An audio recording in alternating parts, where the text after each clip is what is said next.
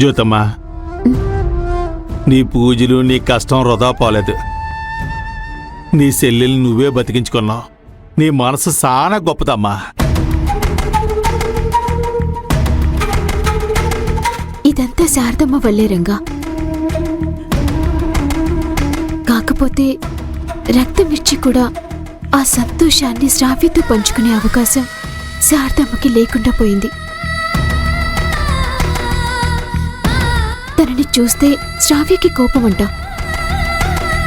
అందుకే స్పృహ వచ్చేలోపే వెళ్ళిపోయింది. శారదమ్మ అలాంటివి పట్టించుకునే మనిషేం కాదులే జ్యోతమ్మ.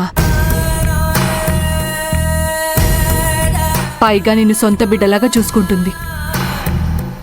శ్రావ్య గురించి తప్పుగా అనుకోదులే. నువ్వేం బాధపడకు.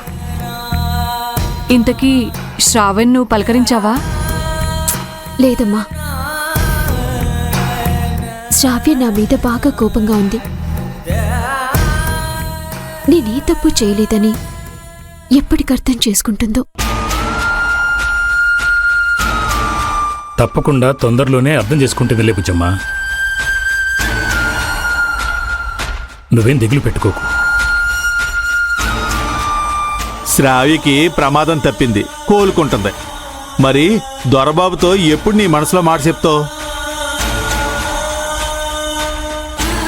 వీలైనంత త్వరలో చెప్పాలి రంగా. అది ఎప్పుడన్నది చూడాలి. కాకపోతే శ్రావ్య వల్ల అమ్మా నాన్న నేనే తప్పు చేయలేదని నమ్మారు. దాంతో నాకు కొండంత భారం దిగిపోయినట్టు అనిపిస్తుంది. ఇంకా శ్రావ్య ఎప్పుడు నమ్ముతుందో, తను నన్ను అపార్థం చేసుకుందని ఎప్పుడు తెలుసుకుంటుందో ఆ దేవుడికే తెలియాలి. అంతా మంచే జరుగుద్ది జ్యోతమ్మా. అన్నట్టు మర్చిపోయాను, చరణ్ బాబు అనుకోకుండా ఏదో అర్జెంట్ పని మీద బొంబాయి వెళ్ళాడంట. నీకు ఎన్నిసార్లు ఫోన్ చేసినా నువ్వు ఫోన్ తీయలేదని నాకు ఫోన్ చేసి నీతో ఇష్టం చెప్పమన్నాడు. నువ్వే ఒకసారి చరణ్ బాబుకి ఫోన్ చేసి మాట్లాడు జ్యోతమ్మా. తర్వాత మాట్లాడతానులేమ్మా. పదయ్యా.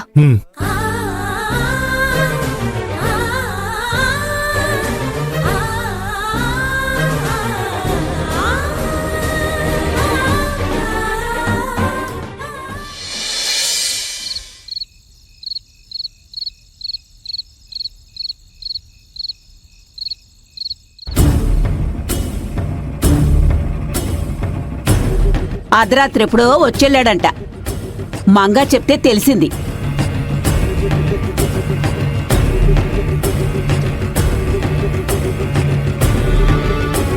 అమ్మా, ఎప్పుడొచ్చావు?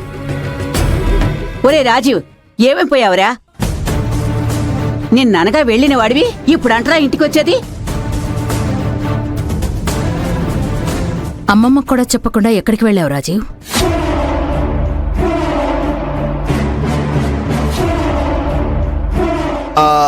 అమ్మా, మీరేదో గుడికి వెళ్ళారంట కదా, ఎప్పుడొచ్చారు? వాణ్ణి అడిగితే నువ్వు సమాధానం చెప్తావేంట్రా? చెప్పు రాజీవ్, ఎక్కడికి వెళ్ళావు? హాస్పిటల్కి వెళ్ళానమ్మా.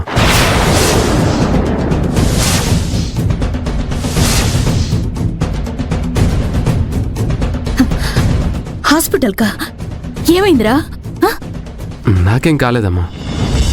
శ్రావ్యకి యాక్సిడెంట్ జరిగింది.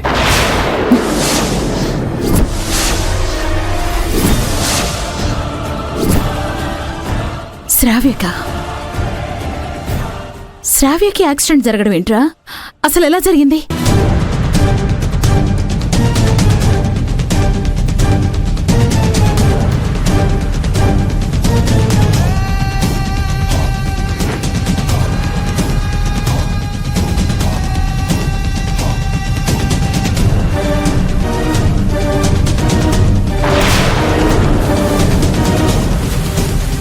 ఇప్పుడు శ్రావ్యకి ఎలా ఉందిరా? అవుట్ ఆఫ్ డేంజర్ అమ్మా, ఇప్పుడు పర్లేదు.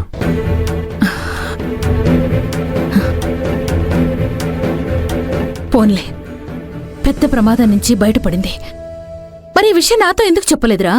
ఫోన్ కలవలేదమ్మా. టెన్షన్ పడుతుందని అమ్మమ్మకు కూడా చెప్పలేదు.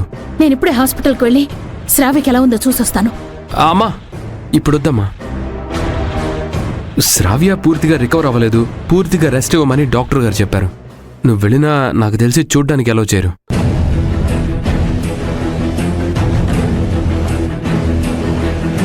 ఇదంతా జ్యోతి వల్లే జరిగింది. నాకు శ్రావ్య తోడుగా రావడం దానికి అస్సలు ఇష్టం లేదు.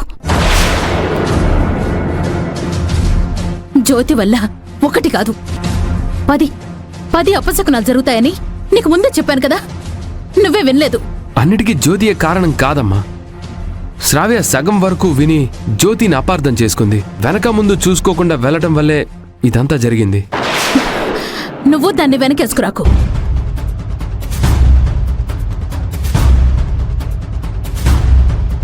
రేపు నేను శ్రావ్యతో మాట్లాడిన తర్వాత మిగతా విషయాలు నీతో మాట్లాడతాను. అమ్మా ఒరే మనవడా, నువ్వు జ్యోతి గురించి ఆలోచించడం మానేస్తే అన్నీ సర్దుకుంటాయి. ఇక నుంచైనా శ్రావ్యతో మంచిగా ఉండరా.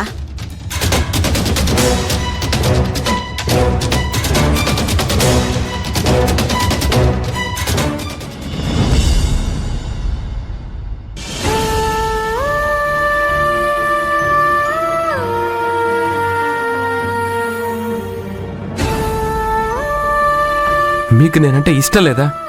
మీరు నన్ను ప్రేమించట్లేదా? మీరు నన్ను ప్రేమించట్లేదని ఈ దేవుడి మీద ఒట్టేసి చెప్పండి. ఏదో కారణం మీకు అడ్డుపడుతుందని నాకు తెలుసు. నిజం చెప్పండి జ్యోతి గారు. మీకు నా మీద ప్రేమతో కూడిన ఇష్టం ఉందా లేదా?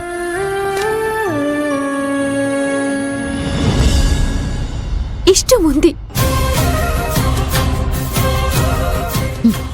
నన్నే నమ్మించి మోసం చేసావు కదా జ్యోతి. నీ అంత చూసేదాకా నేను నిద్రపోను. శ్రావ్య, శ్రావ్య, ఏం చేస్తున్నావు? ఆగమంటుంటే ఏంటి పిచ్చి పని? ఆగు, కూర్చో. ఆవేశపడితే నీ హెల్త్ కు మంచిది కాదు. కూర్చో. ముందు నువ్వు టిఫిన్ చేయి. నాకేం వద్దు. ఇప్పుడు ఏమైందని ఇంత ఎమోషనల్ అవుతున్నావు? ఏమైందని అంటావేంటి మమ్మీ? ఆ జ్యోతి నాకు చేసిన ద్రోహానికి ఇప్పుడే వెళ్ళి దాన్ని షూట్ చేయాలనుంది. ఆవేశం ఆలోచనకి అడ్డుపడుతుంది, అపార్థాలు సృష్టిస్తుంది, నిజాన్ని అర్థం చేసుకోకుండా అనర్థాలు కల్పిస్తుంది. నీకు జరిగింది అదే. అనవసరంగా జ్యోతిని అపార్థం చేసుకుని సిచ్యువేషన్ ఇంతదాకా తెచ్చుకున్నావు.